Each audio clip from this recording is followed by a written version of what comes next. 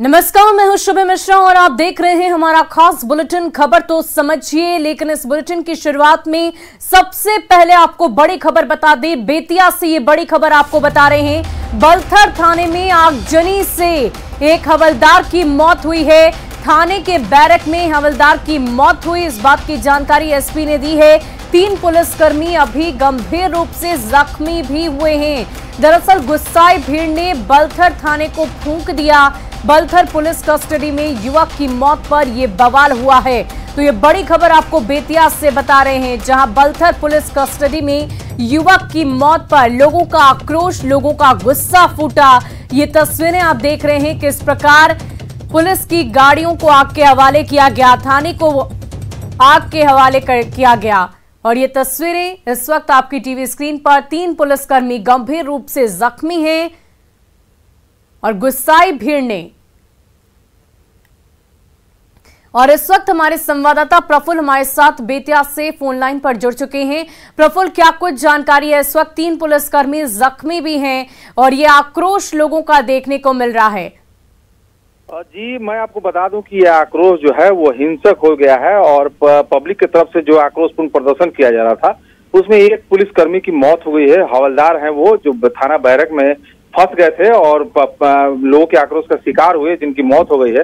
और 3 पुलिसकर्मी जो हैं वो घायल हैं, गंभीर रूप से घायल हैं, जिन्हें अस्पताल में ले जाने के लिए भी पुलिस को काफी मशक्कत करनी पड़ी। हालांकि किसी तरह पुलिस पदाधिकारियों ने किसी तरह उन तीनों जो घायल पुलिसकर्मी हैं उनको अस्पताल पहुंचाया, जिनकी हालत गंभीर है, जिनका इलाज किया जा रहा है। इस बीच में अभी क्या कुछ वहां पर हालात है थाने के? क्या थाने पर पुलिस का कंट्रोल हो पाया है? जी, मैं बता दूं कि लगभग 5 से 6 घंटे के बाद अब एसपी जो है करीब 500 पुलिस बल के साथ, खुद बेतिया एसपी जो उपेंद्र नाथ वर्मा है वो वहां पे पहुंचे हैं और पूरे हालात का जायजा ले रहे हैं। लोगों को समझाने का प्रयास किया जा रहा है, लेकिन लोग जो है वो आक्रोशित हैं और आक्रोशित लोगों का जो आक्रोश है इस कदर फूटा है। एक पुलिसकर्मी की मौत हुई है, हालांकि एक व्यक्ति की जो मौत हुई थी जिसके बाद लोगों का आक्रोश फूटा था, लेकिन वो आक्रोश जो है वो पुलिसकर्मियों पे कहर बन के टूटा है और 3 पुलिसकर्मी इसमें गंभीर रूप से जख्मी हुए। एक हवलदार की मौत हो गई है। एसपी से मेरी बात हुई है, उन्होंने कहा कि मैं घटनास्थल पे पहुंच गया हूं और लोगों को समझाने बुझाने का फिलहाल प्रयास किया जा रहा है ताकि इस हालात को नियंत्रित किया जा सके। कई गाड़ियों को आग के हवाले कर दिया गया है। लोग जो है वो आगजनी। बहुत बहुत शुक्रिया हमारे साथ जुड़ने के लिए प्रफुल्ल, तमाम जानकारी के लिए। तो ये तस्वीरें आपने देखी कि किस प्रकार लोगों का आक्रोश, लोगों का गुस्सा थाने पर फूटा और इस वक्त 3 पुलिस वाले जख्मी हैं गंभीर रूप से और एक की मौत की भी खबर है। और चलिए अब हम आपको दिखाते हैं कि बेतिया के बलथर थाने में क्या कुछ हुआ है, कैसे गुस्साई भीड़ ने थाने पर हमला बोल दिया और कई गाड़ियों को आग के हवाले कर दिया। ये पूरी रिपोर्ट देखिए।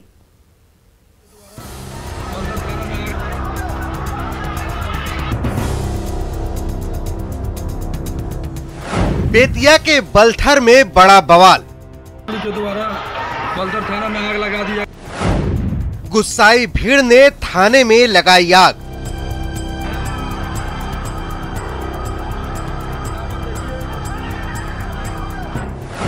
थाना छोड़कर भागे पुलिस वाले।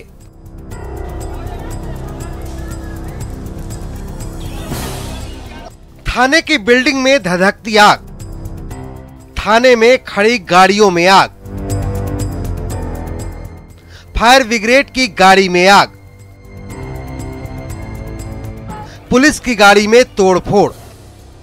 ये तस्वीर बेतिया के बलथर में हुए बवाल की है, जहां भीड़ के हमले के बाद पुलिस वाले ही थाना छोड़कर भाग खड़े हुए और फिर गुस्साए लोगों ने कई गाड़ियों सहित थाने को भी आग के हवाले कर दिया। लोगों के इस गुस्से की वजह बनी पुलिस की इस गाड़ी में पड़ी अनिरुद्ध कुमार नाम के शख्स की लाश। बताया जा रहा है कि पुलिस अनिरुद्ध को डीजे बजाने के आरोप में आर्य नगर इलाके से पकड़कर थाने लाई थी, जहां उसे इतना पीटा गया कि उसकी मौत हो गई। क्या हुआ था थाना में? नहीं के पैसा हमार के मुआ डाला हो सारे चला रहे थे, जो डीजे पकड़ के लिए आया वहाँ से और लेकर थाने में लोग मारा। थाने में अटैक कर दिया। थाना में मारा? थाने में मारा। तो ये कब मर गया है? तब क्या किया? सारा गाड़ी में आग लगा दिया लोग। थाना का स्टाफ सब आग लगा के भाग गया। मौत की खबर लगते ही पहले तो गुस्साए लोगों ने बेतिया मैनाटार रोड को जाम कर दिया और फिर पत्थरबाजी करते हुए थाने की ओर बढ़े। लोगों का रौद्र रूप देखकर पुलिस वाले थाना छोड़कर भाग खड़े हुए, जिसके बाद लोगों ने थाने सहित कई गाड़ियों में आग लगा दी। हालांकि कुछ लोगों का ये भी कहना है कि ये आग पब्लिक ने नहीं बल्कि थाने से भागने से पहले खुद पुलिस वालों ने ही लगाई है और लोगों पर फायरिंग भी की है। पुलिस फिलहाल लोगों को समझा बुझाकर हालात को सामान्य बनाने में जुटी है, जिसके बाद मौत से लेकर आगजनी तक की जांच भी जरूरी होगी। न्यूज़ 18 के लिए बेतिया से प्रफुल्ल कुमार की रिपोर्ट। और चलिए अब सवाल पूछते हैं और आपको खबर भी समझाते हैं। क्या पुलिस की पिटाई से युवक की मौत हुई है? क्या ग्रामीणों का आरोप बिल्कुल सही है? क्या पुलिस ने अनिरुद्ध को बेरहमी से वाकई पीटा है? और लोगों ने अगर हाथ कानून में लिया है तो आखिर क्यों? लोगों ने थाने में क्यों आग लगाई है?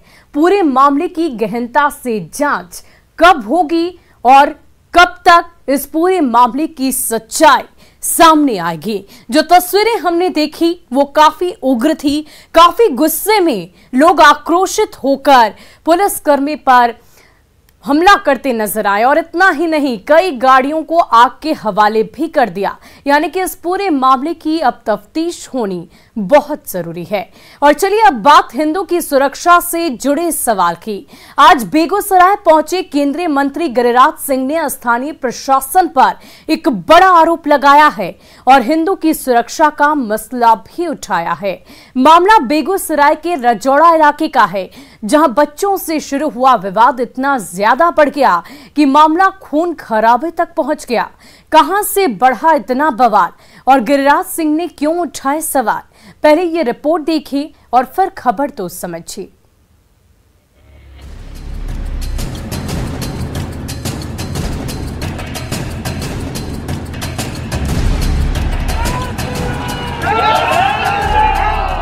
दुकानों के बाहर रोड़ेबाजी,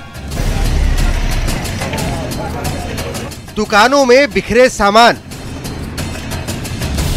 और बेगूसराय के रजौड़ा गांव में गिरिराज की मौजूदगी में जय श्री राम के नारे।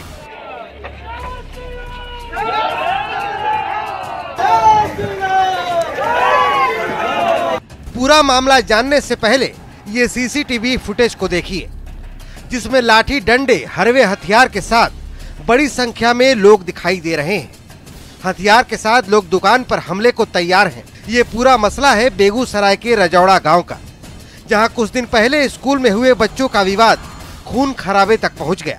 लोगों की माने तो बच्चों के विवाद को लेकर गांव के ही मुखिया अहमद हुसैन और सरपंच मुख्तार अंसारी के नेतृत्व में सैकड़ों मुसलमानों ने हिंदुओं की दुकानों पर हमला बोल दिया। तस्वीरें गवाही दे रही हैं। घटना एक छोटा सा विवाद स्कूल से लेकर स्कूल के शिक्षक उसमें इन्वॉल्व में 10 दिन से ये घटना चल रहा था। बच्चा बुतरू का मैटर था, उनसे फिर अभी आया था 100 आदमी लड़ने के लिए। मुखिया सरपंच पहले आया, उसके बाद मुखिया सरपंच को हम लोग दुकानदार सब भेज दिए। फिर 200 आदमी आया तो उधर से अटैक करते हुए हम लोग की तरफ आया। अटैक करते दुकान सब लूट फूट कर इधर उधर फेंक दिया सब सामान। हमारी मांग है कि मुखिया सरपंच को गिरफ्तार करे, उसके सब परिवार को गिरफ्तार करके अरेस्ट करे, नहीं तो मुखिया पद उसे नहीं संभले तो छोड़ दे। तो वही आया पहले लड़ने के लिए, मुखिया सरपंच ही सब आया लड़ने के लिए। हम लोग हमारे बच्चा साथ ऐसा हुआ। इस घटना के बाद शनिवार को केंद्रीय मंत्री गिरिराज सिंह रजौड़ा पहुंचे और घटना में घायल लोगों से अस्पताल में मुलाकात की। गिरिराज सिंह ने स्थानीय प्रशासन पर लीपापोती का आरोप लगाया, साथ ही हिंदुओं की सुरक्षा को लेकर सवाल भी खड़े किए। बेगूसराय में मैं यहाँ के प्रशासन सबसे पूछना चाहता हूँ कि बेगूसराय में रजौड़ा में अगर हिंदू सुरक्षित नहीं रहा तो कहाँ जाएगा? पाकिस्तान में जो लोग गए वो मारे गए, काटे गए, भाग गए, धर्म परिवर्तन हुआ। बांग्लादेश में मंदिरें टूट रही है। अब रजौड़ा में भी जिस ढंग से घटना घटी है, हिंदू कहाँ जाए? मैं यही गुहार करना चाहता हूँ प्रशासन से।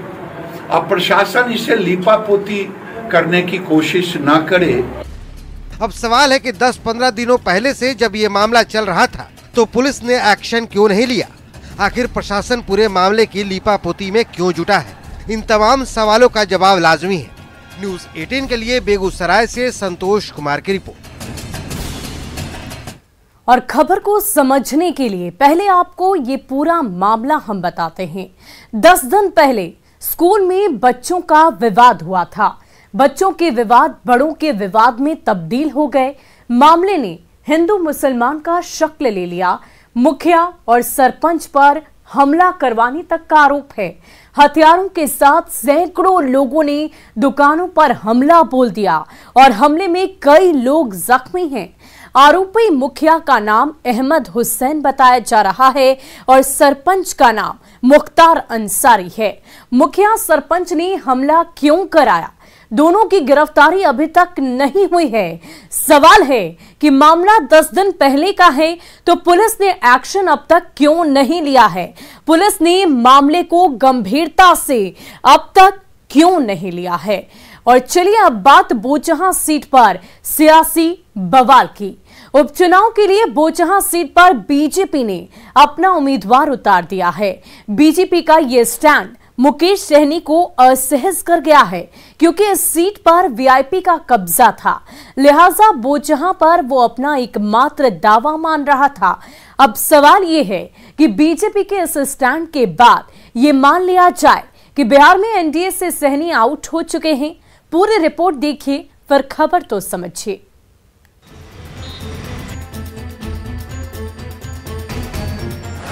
वीआईपी को नहीं मिला भाव और हम ये क्लियर है कि हम चुनाव लड़ेंगे।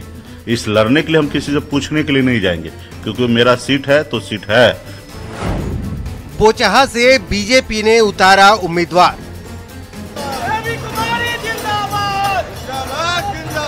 बोचहां का विधायक कैसा हो? तो क्या एनडीए से वीआईपी आउट? ये सवाल इसलिए क्योंकि मुजफ्फरपुर की बोचहां विधानसभा सीट को लेकर कई महीनों से चल रहा उठापटक शुक्रवार को खत्म हो गया। पूर्व विधायक बेबी कुमारी इस सीट से बीजेपी की उम्मीदवार है। ऐलान के साथ ही बोचहां से बीजेपी की उम्मीदवार बेबी कुमारी बाबा गरीबनाथ के दरबार आशीर्वाद लेने पहुंच गई और होली के दिन ही शुरू कर दिया जनसंपर्क अभियान। इतनी खुशी है, टिकट मिल गया। देखिए, बोचहां के मतदाता और कार्यकर्ता और मुजफ्फरपुर जिला के सभी कार्यकर्ता पदाधिकारी के तरफ से शीर्ष नेतृत्व को बहुत बहुत आभार। और यह जीत जनता की जीत है और हम भारी मतों से बोचहां की जनता जिताने के काम करेगी और आभार प्रकट करते हैं। दरअसल विधानसभा चुनाव में बोचहां सीट से मुकेश सहनी की पार्टी वीआईपी ने जीत दर्ज की थी, लेकिन मुसाफिर पासवान के निधन से बोचहां सीट खाली है। मुकेश सहनी इस सीट पर दावा ठोकते रहे हैं, लेकिन अब बीजेपी ने अपना प्रत्याशी उतार दिया है। खबर है कि मुकेश सहनी भी मुसाफिर पासवान के बेटे को मैदान में उतार सकते हैं। बोचहां सीट पर बीजेपी के स्टैंड पर वीआईपी ने नाराजगी जाहिर की है, जबकि मांझी एनडीए के साथ खड़े हैं। वहीं आरजेडी इस मुद्दे को हवा दे रही है। वीआईपी पार्टी को जो तोहफा दिया है उसके लिए भाजपा को धन्यवाद। सबसे बड़ी बात है, दुर्भाग्यपूर्ण है, आपने किसी से बात नहीं किया, आपने किसी को आपने नहीं बताया, आपने कैंडिडेट घोषित कर दिया। दूसरी बात यह है कि भारत वीआईपी पार्टी जो है जल्दी जो है उम्मीदवार की नाम की घोषणा सन ऑफ मला आदरणीय मुकेश सहनी जी जल्द ही इसकी करने वाले हैं। और मुकेश सहनी जी को तो सीधे सीने में खंजर भाजपा ने भोंका है। मुकेश सहनी जी छटपटा रहे हैं। मल्ला समाज, निषाद समाज को बीजेपी ने अपमानित किया है और बीजेपी का तो चाल चरित्र चेहरा रहा है, मतलब निकल गया तो पहचानते नहीं। तो होली में अपने सहयोगियों को ही बीजेपी ने धोखा दिया। देखिए, बोचहां की सीट वीआईपी की परंपरागत सीट रही है और चूंकि अब वहां से भारतीय जनता पार्टी ने अपने उम्मीदवार उतार दिए हैं, इसलिए होली के उपरांत एनडीए के तमाम शीर्ष नेतृत्व बैठकर उस मामले पर निर्णय लेंगे। एक चीज बहुत स्पष्ट है कि एनडीए का जो भी उम्मीदवार होगा उसके साथ हिंदुस्तानी आवाम मोर्चा खड़ी रहेगी। इसमें कहीं से किसी को संशय नहीं होना चाहिए। बीजेपी कैंडिडेट की घोषणा के बाद एक बात तो तय है कि अगर मुकेश सहनी पीछे नहीं हटते हैं तो मुकेश सहनी एनडीए से आउट हो सकते हैं। अब सबकी नजर वीआईपी के स्टैंड पर है। मुजफ्फरपुर से न्यूज 18 के लिए प्रियांक सौरभ की रिपोर्ट। और चलिए अब खबर तो समझिए। बोचहा सीट से बीजेपी ने प्रत्याशी उतार दिया है। बीजेपी ने सहनी को जवाब दे दिया है और अब मुकेश सहनी गठबंधन का हवाला दे रहे हैं। लेकिन यूपी चुनाव में वीआईपी ने गठबंधन धर्म नहीं माना था। यूपी में मुकेश सहनी की वीआईपी ने 53 सीटों पर अपने उम्मीदवार उतारे थे। बीजेपी के खिलाफ चुनाव प्रचार प्रसार तक किया था। सहनी चुनाव से पहले यूपी में 25 लाख वोट लाने का दावा कर रहे थे, लेकिन यूपी में 1 लाख वोट भी उन्हें नहीं मिला था। बिहार में 2020 में विधानसभा चुनाव हुए थे। वीआईपी को 4 सीटें हासिल भी हुई थी और पार्टी अध्यक्ष होने के बावजूद सहनी चुनाव हार गए थे। हारने के बावजूद सहनी को मंत्री का पद दिया गया। सहनी एनडीए की तरफ से विधान परिषद के लिए चुने गए थे। वही सहनी अब एनडीए को आंख भी दिखा रहे हैं। तो फिलहाल के लिए हमारे इस खास बुलेटिन में इतना ही। मुझे दीजिए इजाजत। आप बने रहे न्यूज 18 बिहार झारखंड के साथ।